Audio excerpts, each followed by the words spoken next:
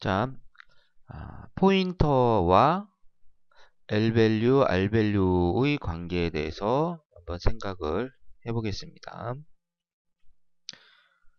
자, 일단 이 코드를 보면은 두 개의 변수가 선언이 되어 있죠. 하나는 인티저 변수, 하나는 포인터 변수입니다. 별이 붙어 있으니까 포인터 변수죠. 별을 우리가 포인터 선언할 때 어디다 붙일 거냐 하는 거는 뭐 상관이 없습니다. 이렇게 해서 이렇게 인트 자료용에다 바로 붙일 수도 있고 p 앞에다가 이렇게 붙일 수도 있습니다. 뭐 가운데다 붙인다고 해서 달라지는 건 아니죠. 이렇게 똑같습니다. 예, 포인터를 선언을 지금 했고, 그러니까 인티저 변수인 거죠. 자, 인티저 변수를 선언을 하게 되면 메모리에 공간이 잡혀요. 100번지부터 잡혔다 그러면 103번지까지 4바이트. 초기화하지 않았으니까 쓰레기 값이 있고, 이 공간의 이름은 A가 된다. 변수 이름은. 자, 포인터 변수도 선언을 하게 되면 공간이 잡히는 거죠. 포인터는 변수니까. 자, 4바이트의 공간이 잡힙니다. P, 이름은 P가 되고 4바이트 공간이 잡히는데 A가 100번지부터 103번지까지 잡혔다. 그러면 P는 다른 곳에 잡히겠죠. 200번지부터 잡혔다고 가정하면 203번지까지. 얘도 특별히 초기화하지 않았으므로 어떤 값이 있는지 모릅니다. 이렇게 인티저 변수, 얘는 포인터 변수. 둘 다 그냥 변수일 뿐이에요. 자, 그런데 뭐가 다른 거죠? A는 정수값을 저장하는 변수고 P는 주소값을 저장하는 변수예요. 우리가 정수값을 저장할 때 인티저 변수 선언하고 실수값을 저장할 때는 더블형 변수를 선언하죠. 이게 어떤 값을 저장하느냐에 따라서 어떤 형태의 값을 저장하느냐에 따라서 적절한 자료형을 써주셔야 됩니다. 포인터를 선언하는 것은 주소값을 저장하기 위해 선언하는 거죠. 어찌됐든 어떤 형태의 값을 집어넣느냐가 다를 뿐이지 A도 변수고 P도 변수예요. 그래서 얘 공간을 잡고 있고 그리고 이름도 있다. 자, A의 이름은 A고 이 놈의 이름은 P가 되는 겁니다. 이름이 별 P는 아니에요. 그냥 P가 되는 거죠. 자, 이 상태에서 이제 이 변수 A에다가 값을 한번 넣어보도록 하겠습니다. 그러면 A에다가 이렇게 10을 집어넣어라 할 수가 있겠죠. 이때 A는 이름이 대입연산자 왼쪽에 쓰였으므로 L 밸류로 쓰인 겁니다. 즉 A란 이름이 붙어있는 메모리 공간에다가 10이란 값을 집어넣어라. 그런 얘기가 되는 거고 따라서 이 쓰레기 값이 지워지면서 여기에 뭐가 들어가요? 10이 저장이 되겠네요. 이렇게. 자, P라고 하는 포인터 변수에다도 값을 한번 집어넣어 보도록 할게요. 자, 그러면 P 이렇게 하고 대입연산자 왼쪽에 쓰면 이 포인터 변수 P는 이름 P는 L 밸류로 쓰인 거죠. 즉 200번지부터 203번지까지 이 공간을 쓰겠다 그런 얘기입니다. 자, 여기다가 이제 뭘 집어넣어 줘야 되는데 P라는 놈은 주소값을 저장하기 위한 그러한 특별한 용도로 쓰이는 변수이므로 뭐 이렇게 정수값을 집어넣어라. 이거 안 됩니다. 20은 정수지 주소가 아니므로. 따라서 주소를 집어넣는데 어떤 주소를 집어넣어야 되냐면 자, 이 P를 선언을 할 때 보면은 이 별 앞에 int라고 돼 있죠. 이게 바로 힌트입니다. P라고 하는 포인트에 어떤 주소값을 집어넣는데 어떤 형태의 변수의 주소값? 바로 인티저형 변수의 주소값을 집어넣어라. 그런 얘기가 되는 거죠. 다행히 우리가 A라고 하는 인티저형 변수가 있으니까 자, 이 인티저 변수의 주소값을 한번 넣어보도록 할게요. 자, 그럼 여기다가 만약에 이렇게 썼다면 어떻게 되겠습니까? A는 변수 이름이죠. 대입연산자 오른쪽에 왔어요. 그럼 A의 주소값 이 100번지가 들어갑니까? 아니면 A에 있는 값 10이 들어갑니까? 당연히 10이 들어가는 거죠. 대입연산자 오른쪽에 썼으면 이 변수가 R 밸류로 쓰인다. 그런 얘기고, 즉 이 변수 안에 있는 값 10이 P에 들어가는 거예요. 그러면 아까 P에다가 20을 집어넣는 것과 뭐가 다릅니까? 똑같은 거예요. 정수값을 집어넣겠다. 그런 얘기가 되는 거죠. 자, 따라서 이렇게 쓰면 안 되고, 자, A 앞에다 뭐를 붙여줘야 돼요? 이렇게 이런 기호를 하나 붙여줘야 됩니다. 이걸 우리가 앰퍼샌드라고 하죠. 자, 이 기호 이름은 앰퍼샌드인데, 연산자로 쓰여요. 변수 앞에 이걸 붙이게 되면은 변수의 주소값을 구해주는 연산자로 쓰입니다. 그걸 주소 연산자라고 하죠. 따라서 A의 시작 주소값, 이 100을 계산을 해줍니다. 즉 A가 메모리 몇 번지부터 할당되었는지 그 시작 주소값을 구해준다. 그런 얘기예요. 그럼 이 연산의 결과값은 100이 되겠네요. 자, 이 값은 100이라고 하는 정수값이 아니에요. 주소값 100번지가 되는 거죠.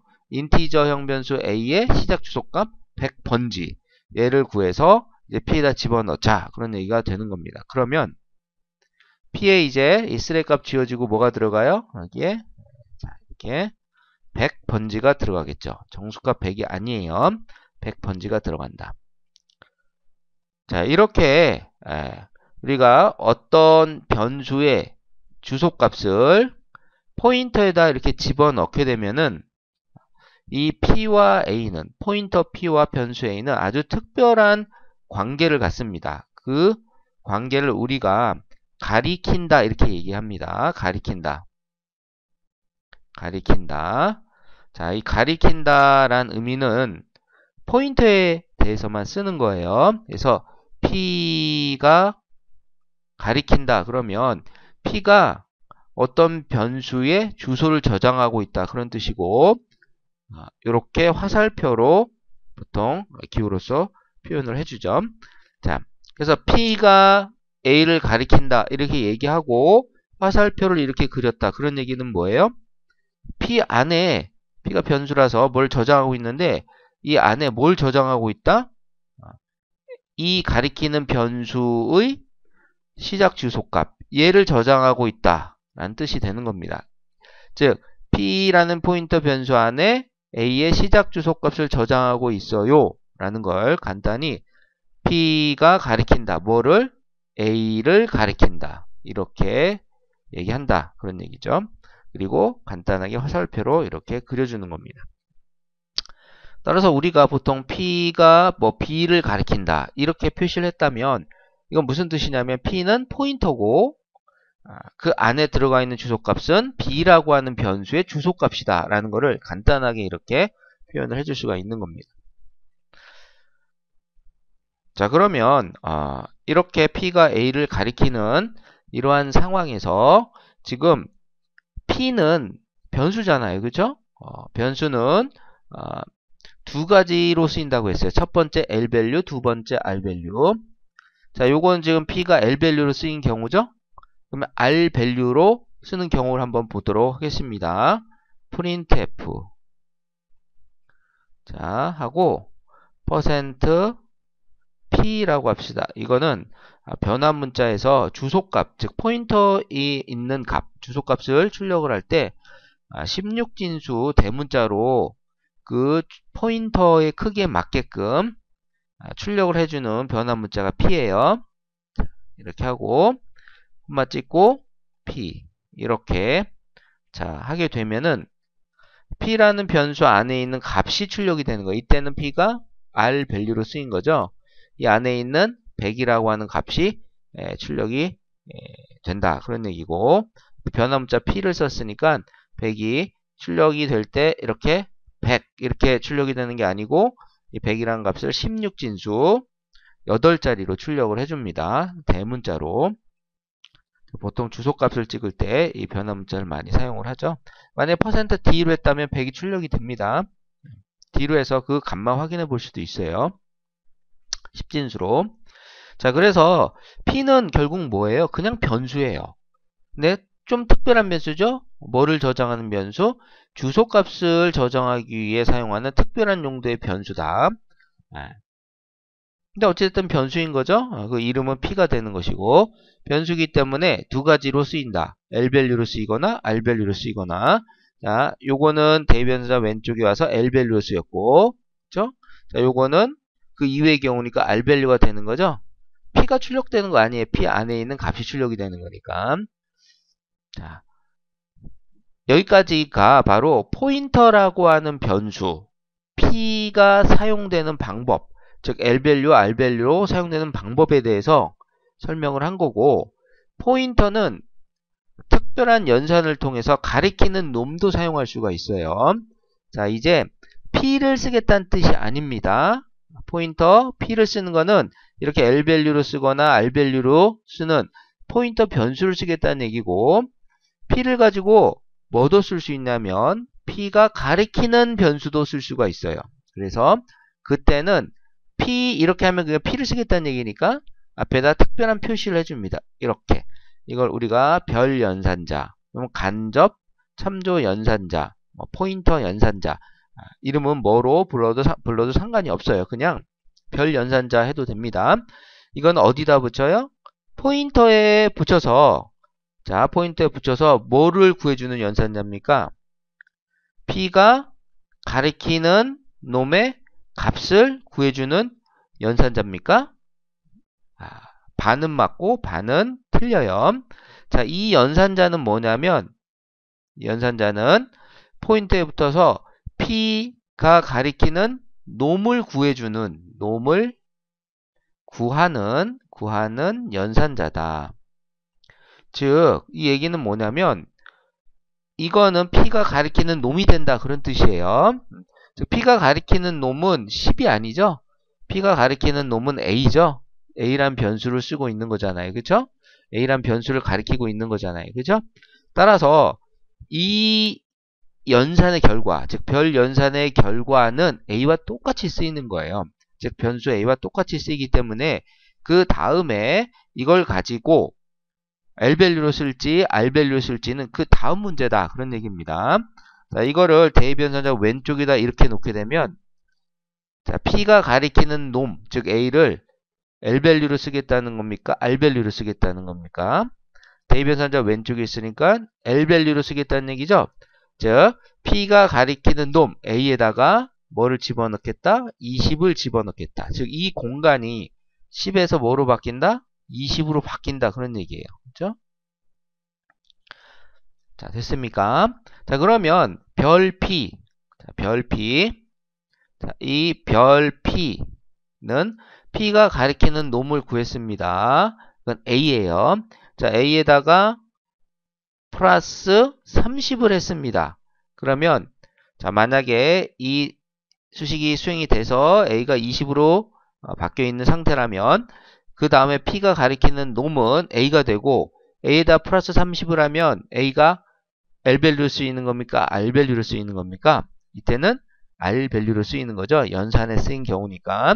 따라서 20이란 값이 되는 거예요. 이때 비로소 별 p는 p가 가리키는 놈의 값을 구하는 겁니다.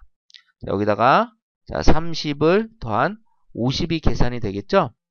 요걸 다시 이렇게 했다고 합시다. 별 p. 자, 이렇게 했다면 자, 요거는 이 별 p는 p가 가리키는 놈이 되는 거죠? a인데 a의 값입니까? 공간입니까? 즉 a를 L밸류로 쓰겠다는 뜻이에요? R밸류로 쓰겠다는 뜻이에요? L밸류로 쓰겠다는 뜻이 되는 겁니다. 따라서 이 공간에다가, 즉 a에다가 p가 가리키는 공간에다가 50을 집어넣으므로 여기가 50으로 바뀌겠죠? 이렇게 50으로 바뀐다. 자, 이해가 되셨습니까? 자, 이게 바로 뭐냐면, 이 별 p가 바로 뭐냐면, 어디 갔습니까?